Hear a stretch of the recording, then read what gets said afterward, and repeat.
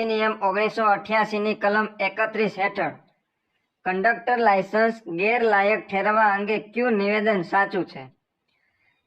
એટલે કે કઈ પરિસ્થિતિમાં કંડક્ટરનું લાયસન્સ રદ થઈ શકે?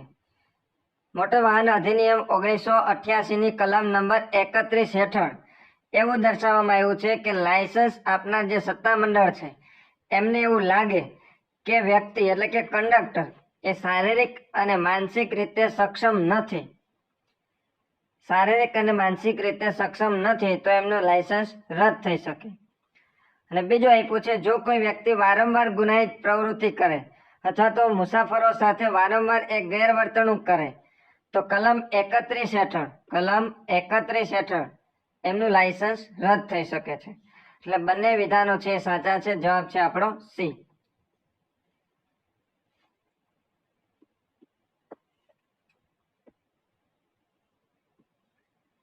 ત્યાર પછી ધ્યાન દેજો, MS વર્ડમાં અક્ષરને થોડા ઉપરની તરફ દર્શાવવા માટે કયો વિકલ્પ ઉપયોગમાં લેવાય છે? MS વર્ડની અંદર અક્ષરને થોડા ઉપર દર્શાવવા માટે, દાખલા તરીકે આપણે લખતા હોય ગણિતની અંદર x², તો આ x ની ઉપર આપણે દર્શાવ્યો છે 2, x² દર્શાવવા માટે તમારે શેનો ઉપયોગ કરવો પડશે? તો એમાં આવશે સુપરસ્ક્રિપ્ટ. સુપરસ્ક્રિપ્ટનો ઉપયોગ તમારે કરવો પડશે તો જ x² છે એ લખી શકશો. અને આના માટે તમારે કમ્પ્યુટરની અંદર કંટ્રોલ પ્લસ શિફ્ટ પ્લસ બરાબરની નિશાની દબાવવાની થશે તો સુપરસ્ક્રિપ્ટ તમે લખી શકશો. એવી જ રીતના જો થોડા અક્ષર નીચે લખવાના હોય એટલે કે H2O લખવાનો હોય, એટલે H2O લખવાનો હોય એટલે કે બેને તમારે નાની સાઈઝમાં નીચેની સાઈડ લખવાનો હોય તો સબસ્ક્રિપ્ટનો ઉપયોગ કરવાનો થશે. તો એના માટે તમારે કમ્પ્યુટરની અંદર કંટ્રોલ પ્લસ બરાબરની નિશાનીનો ઉપયોગ કરવાનો. સુપરસ્ક્રિપ્ટમાં કંટ્રોલ પ્લસ શિફ્ટ પ્લસ બરાબર, તો અક્ષરો તમે ઉપરની સાઈડ લખી શકશો અને જો અક્ષરને નીચેની સાઈડ લખવા હોય તો સબસ્ક્રિપ્ટ આવશે, જેમાં કંટ્રોલ પ્લસ બરાબર આવશે.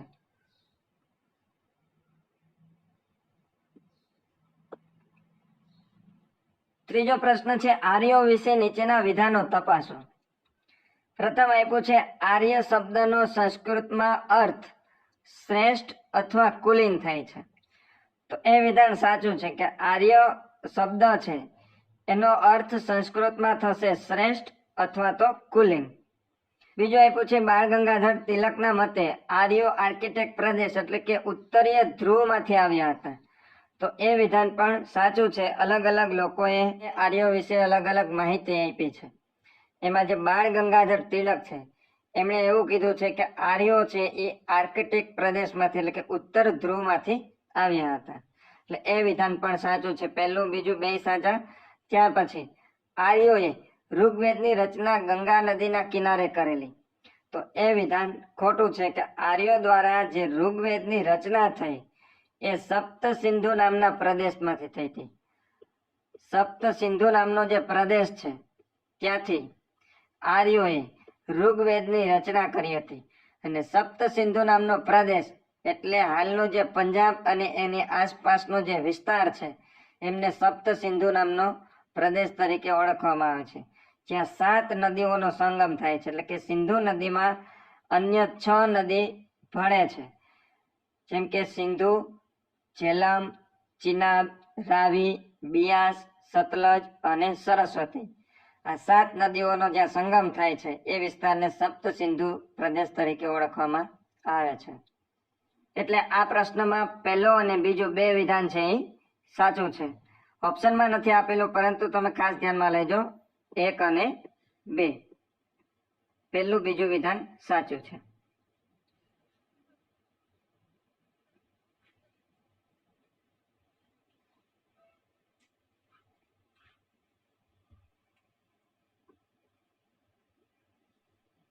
ત્યાં પછીનો પ્રશ્ન છે, બસમાં એક મુસાફરને વાગવાથી ભારે રક્તસ્રાવ થઈ રહ્યો છે તો સૌથી પહેલા શું કરવું જોઈએ? કોઈ મુસાફરને ઘાવ લાગે અને સતત લોહી વહેતું હોય તો એમના જે ઘાવ પર સ્વચ્છ કપડું રાખી અને સીધું દબાણ આપવું જોઈએ. એટલે કે ઘાવ ઉપર દબાવી રાખવાનું, જેથી લોહી છે એ બંધ થઈ જાય. અને એમનો હાથ છે, એટલે કે જો હાથમાં લાગ્યું હોય તો હાથ છે એ હૃદયથી થોડોક ઊંચો રાખવો જોઈએ.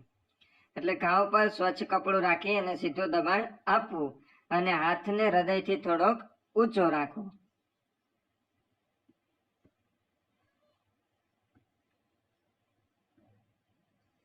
ત્યાં 3 ક્રાંતિકારીઓને એક સાથે ફાંસી આપવામાં આવી હતી. 3 ક્રાંતિકારીઓ કે જે ભગતસિંહ, સુખદેવ અને રાજગુરુ. ભગતસિંહ, સુખદેવ અને રાજગુરુને એક સાથે ફાંસી આપવામાં આવી હતી 23 માર્ચ 1931 ના રોજ. 23 માર્ચ 1931 ના રોજ લાહોરની સેન્ટ્રલ જેલમાં, લાહોરની જે સેન્ટ્રલ જેલ છે ત્યાં.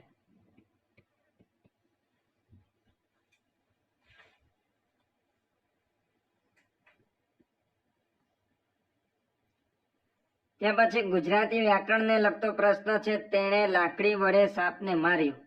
આ વાક્યમાં લાકડી વડે કઈ વિભક્તિ વપરાય છે? હવે સૌ પ્રથમ તો કુલ વિભક્તિ 8 છે. 8 વિભક્તિ કઈ કઈ એની ઉપર આપણે પહેલા નજર નાખી લઈએ. 8 વિભક્તિ છે એમાં પ્રથમ છે કર્તા, બીજી કર્મ, ત્રીજી છે કરણ, જેને સાધન વિભક્તિ તરીકે પણ ઓળખવામાં આવે. કર્તા, કર્મ, કરણ, સંપ્રદાન, અપાદાન, સંબંધ, અધિકરણ અને સંબોધન. આ કુલ 8 વિભક્તિ છે. એમાં આપને જે પ્રશ્ન આપ્યો છે એ તૃતીય વિભક્તિને લગતો આપ્યો છે. સાધન દર્શાવવામાં આવ્યું છે એટલે કરણ વિભક્તિ થશે. જો એ પ્રશ્ન શું છે ખાસ જોજો. તેણે લાકડી વડે સાપને માર્યો. કોના દ્વારા સાપને માર્યો? તો કે લાકડી દ્વારા. લાકડી વડે સાપને માર્યો. સાધન શું બની જશે? લાકડી. અહીંયા એક સાધનનો ઉપયોગ થયો છે એટલે આ જે વિભક્તિ છે એ તૃતીય એટલે કે કરણ વિભક્તિ બને છે. એક બીજું પણ ઉદાહરણ લઈએ કે રામે રાવણને બાણ વડે માર્યો. તો બાણ એ શું થઈ જશે? સાધન થઈ જશે.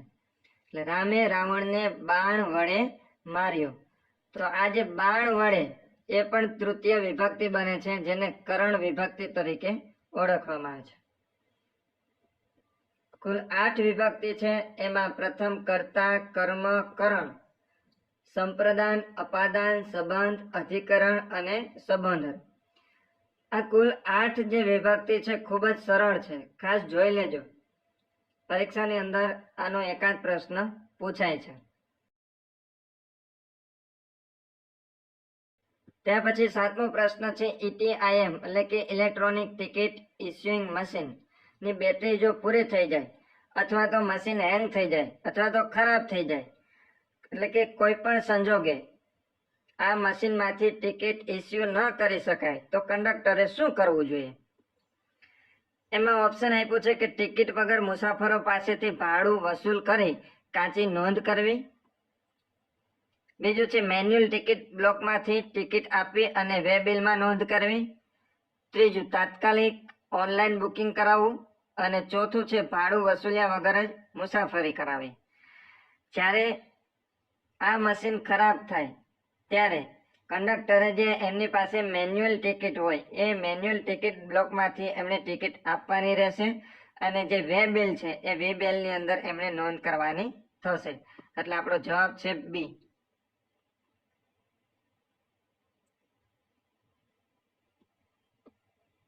હાથના કર્યા હૈયે વાગ્યા.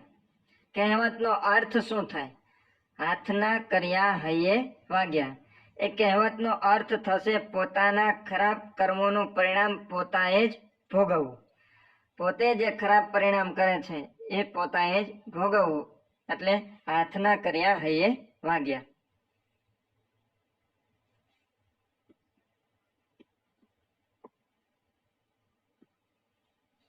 ત્યાં પછી કોડિંગ ડીકોડિંગને લગતો પ્રશ્ન આપણે આપ્યો છે કે કોઈ ખાસ કોડમાં પેજને 3 પછી ટકાની નિશાની 7 અને પ્લસની નિશાની આપી છે. તો સીધું જ આપણે આનું સોલ્યુશન કરશું કે P બરાબર શું કીધું છે? તો કે P બરાબર 3. એ બરાબર ટકાની નિશાની, જી બરાબર 7 અને એ બરાબર આપણે આપ્યું છે પ્લસની નિશાની. એવી જ રીતના આપણે આપ્યું છે એસ, એસ બરાબર છે 8, ઓ બરાબર છે 0, આર બરાબર છે 9 અને એ બરાબર આપણે આપ્યું છે પ્લસ. તો એસ ઈ એ પી કેવી રીતે લખાય? તો એસ એટલે શું થશે? એસ એટલે 8 એટલે 8 લખશું. પછી એ આપ્યો છે, એ બરાબર આપણે લખશું પ્લસ, એ બરાબર લખશું પ્લસ. ત્યાર પછી એ આપ્યો છે તો એ બરાબર લખશું ટકાની નિશાની અને છેલ્લે આપ્યું છે પી, પી બરાબર થશે 3.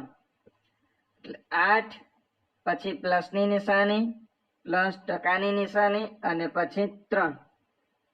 એટલે ઓપ્શન છે આપણો એ. એક ટાંકીમાં 12 લીટર ભરાય તેટલી જગ્યા છે. એક ટાંકી આપી છે. જોજો પ્રશ્ન ખાસ સમજજો, એકદમ સરળ છે. એક ટાંકી આપી છે, એ ટાંકીમાં 12 લીટર ભરાય તેટલી જગ્યા ખાલી છે. એટલે એનો મતલબ એમ થયો બાકીનું ભર્યો છે. એક આપણે ટાંકી બનાવીએ, એ ટાંકીની અંદર 12 લીટર ભરાય એટલી જગ્યા છે, બાકી પાણી ભરેલું છે.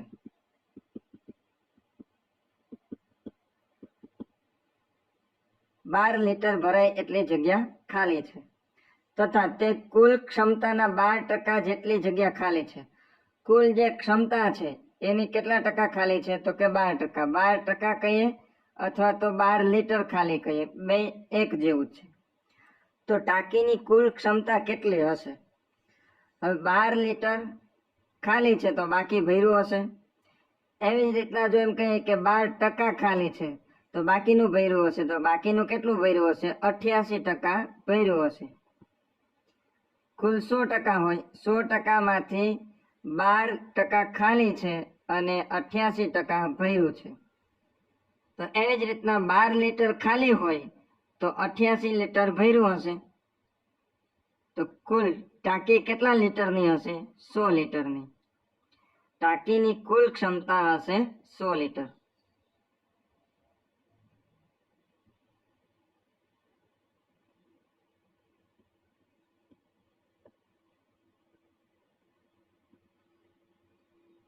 એક સંખ્યાના 2/3 ભાગના 1/5 ભાગના 3/4 ભાગનું મૂલ્ય 15 આવે છે તો તે સંખ્યા કેટલી હશે?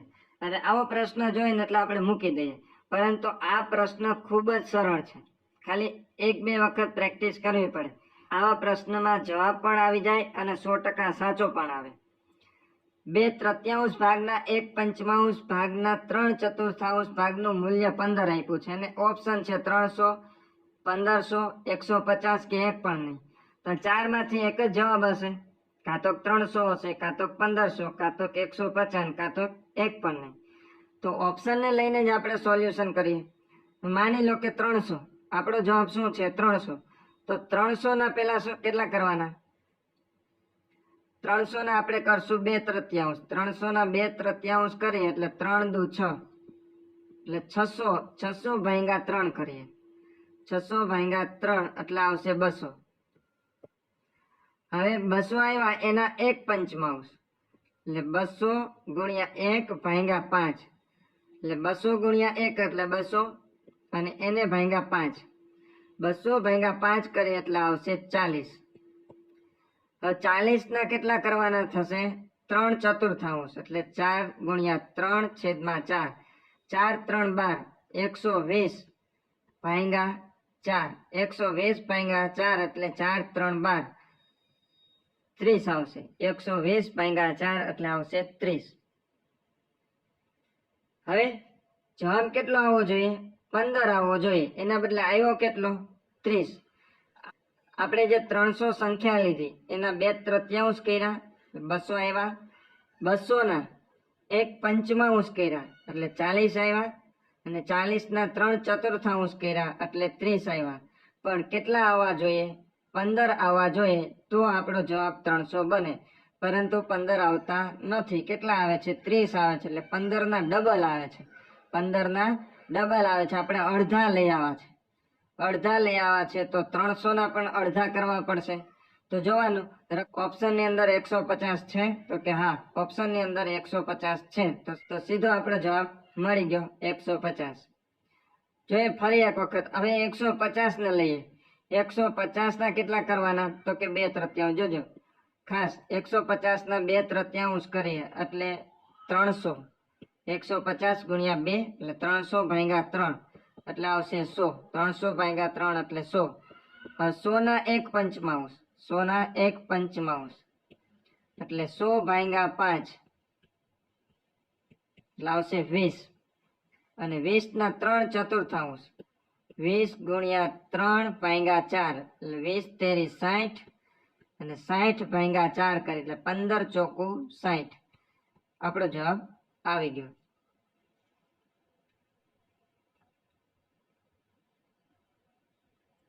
ભારતમાં આવેલી યુરોપિયન પ્રજાઓના આગમનનો સાચો ક્રમ જણાવો.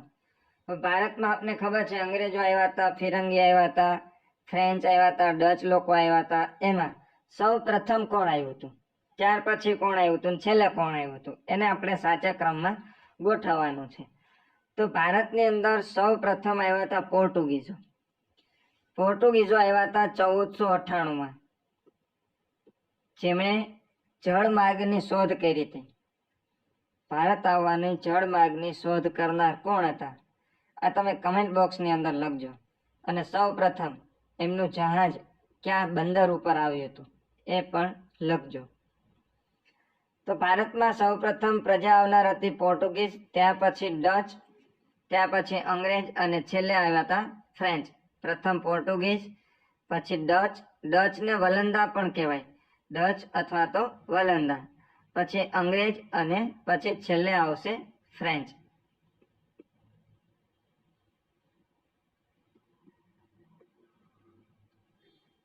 MS પાવરપોઈન્ટમાં પ્રેઝન્ટેશનની પ્રથમ સ્લાઇડ પર જવા માટે કઈ શોર્ટકટ કીનો ઉપયોગ થાય છે? MS પાવરપોઈન્ટની અંદર જો આપણે વર્ક કરતા હોય અને એક કરતાં વધારે પ્રેઝન્ટેશન બનાવ્યું એટલે કે સ્લાઇડ બનાવી હોય, એક કરતાં વધારે સ્લાઇડનો ઉપયોગ કર્યો હોય, 30, 40, 50 સ્લાઇડ બનાવી હોય અને આપણે કોઈ 45 નંબરની સ્લાઇડ ઉપર હોય અને સીધા પ્રથમ સ્લાઇડ ઉપર જવું હોય તો કઈ કીનો ઉપયોગ કરવો પડે? તો એમાં કરવો પડશે આપણે Ctrl+Home.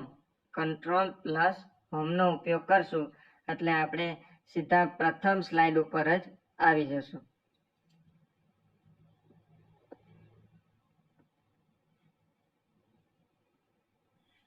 ત્યાર પછી એક હોડીની પ્રવાહની દિશામાં ઝડપ.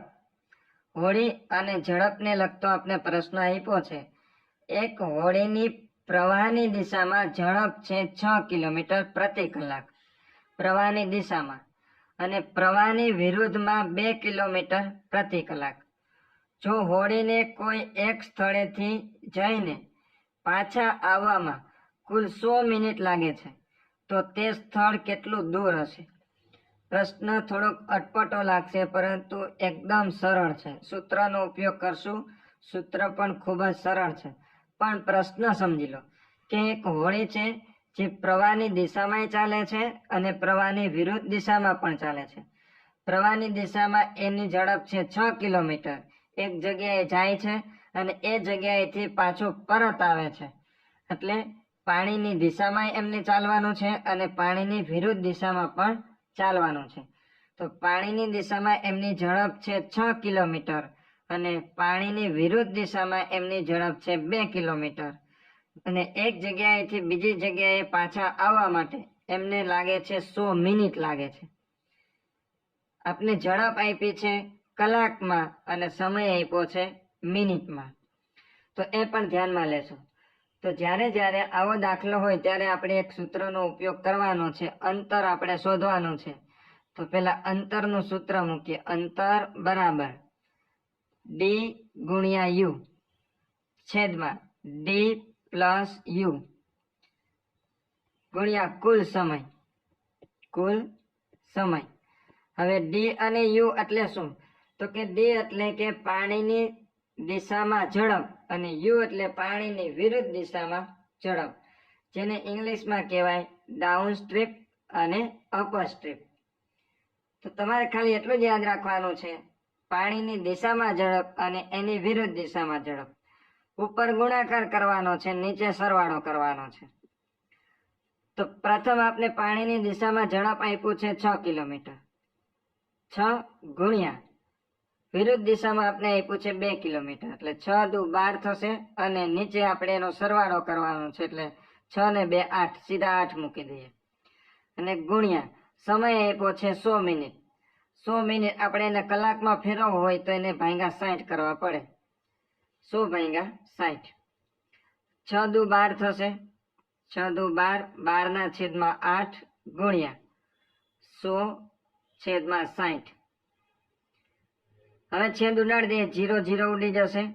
અહીંયા 6 દુ 12, 6 દુ 12 વધ્યા કેટલા? તો કે 2 ગુણ્યા 10 ભાગ્યા 8, એટલે 2 ગુણ્યા 10 એટલે 20 આવશે. અને 20 ભાગ્યા 8 કરશું એટલે આવશે 2.5. 20 ભાગ્યા 8 કરશું એટલે આવશે 2.5.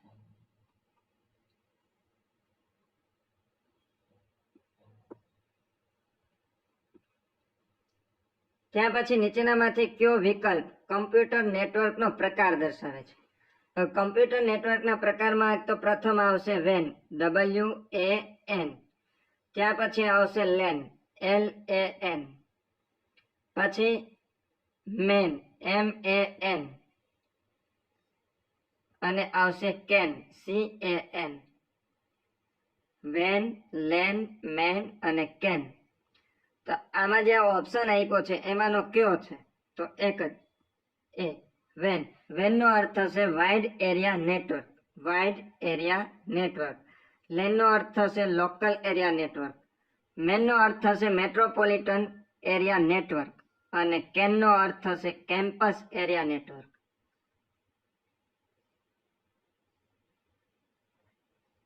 તો અહીં આપણે સાચો જવાબ છે એ વેન, વાઇડ એરિયા નેટવર્ક. બાકી ત્રણેય છે એ નેટવર્કના પ્રકાર નથી.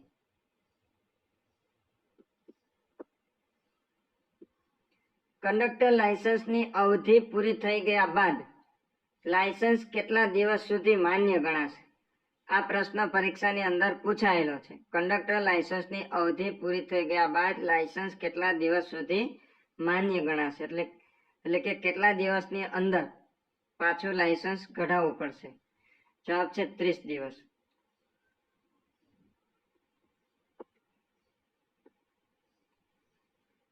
આગળનો પ્રશ્ન છે, એક વેબ પેજ પરથી બીજા વેબ પેજ પર જવાની સુવિધા કોણ આપે છે? કમ્પ્યુટરની અંદર તમે કોઈ એક વેબ પેજ ઉપર હો અને ત્યાંથી તમારે બીજા વેબ પેજ ઉપર જવું હોય તો તમારે હાઇપરલિંકનો ઉપયોગ કરવો પડશે. જવાબ છે એ હાઇપરલિંક. ત્યાર પછી ગુજરાતના ઇતિહાસમાં કયા કાળને ગુજરાતનો સુવર્ણ યુગ ગણવામાં આવે છે? પ્રશ્ન ખાસ સમજો દર્શક મિત્રો.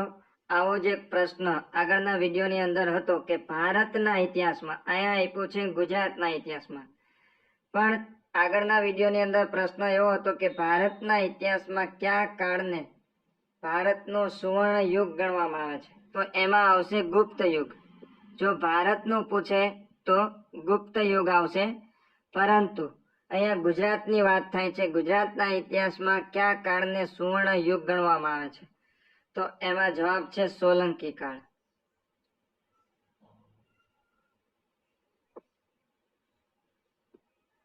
ત્યાર પછી એ નળથી એક ટાંકી ભરવામાં 12 કલાક લાગે છે. નળ અને ટાંકીને લગતો પ્રશ્ન છે. તો એકદમ સરળ છે ને એકદમ શોર્ટકટ પદ્ધતિથી જ આપણે દર વખતે કરાવીએ છીએ.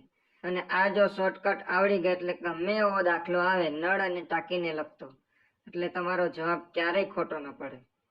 એ નળથી એક ટાંકી ભરવામાં 12 કલાક લાગે છે, જ્યારે બી નળથી તે જ ટાંકી ભરવામાં 6 કલાક લાગે છે. બંને નળ એક સાથે ચાલુ કરવામાં આવે તો ટાંકી ભરાતા કેટલો સમય લાગશે? બે નળ આપ્યા છે, બંનેની અલગ અલગ ક્ષમતા છે. ખાસ જોજો, એ નળ છે કેટલી કલાકમાં ભરે છે? 12 કલાકમાં. એ નળ 12 કલાકમાં ભરે છે, જ્યારે બી નળ છે 6 કલાકમાં ભરે છે. એટલે 12 અને 6 નો આપણે લસા લઈએ એટલે કે 12 અને 6 ના પાડામાં કઈ રકમ આવે? તો કે 12 દુ 24 અને 6 ચોક 24, એટલે 12 અને 6 નો લસા થશે 24. 12 ને કેટલા વડે ગુણીએ તો 24 આવે? તો કે 12 દુ 24, અને 6 ને કેટલા વડે ગુણશું તો 24 આવશે? તો કે 6 ચોક 24. આ બંનેનો સરવાળો કરીએ અને આવશે 6. હવે તો કે ટાંકીની ક્ષમતા કેટલી? તો કે 24 લીટરની. ટાંકીની ક્ષમતા કેટલી આવી? 24 લીટરની. હવે 24 લીટરની ટાંકી ભરવાની છે. 1 કલાકની અંદર 6 લીટર ભરે છે. તો 24 લીટરની ટાંકી ભરવા માટે કેટલો સમય લાગશે? તો 24 ભાગ્યા 6.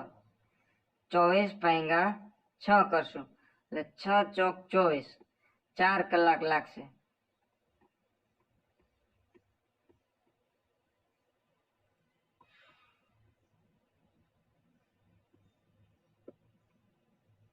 છેલ્લો પ્રશ્ન છે દર્શક મિત્રો, એનો જવાબ તમારે કમેન્ટ બોક્સની અંદર આપવાનો છે. સ્વતંત્ર ભારતના પ્રથમ ગવર્નર જનરલ કોણ હતા? 4 ઓપ્શન આપેલા છે, એમાંથી યોગ્ય ઓપ્શન પસંદ કરી અને જવાબ તમે કમેન્ટ બોક્સની અંદર આપજો.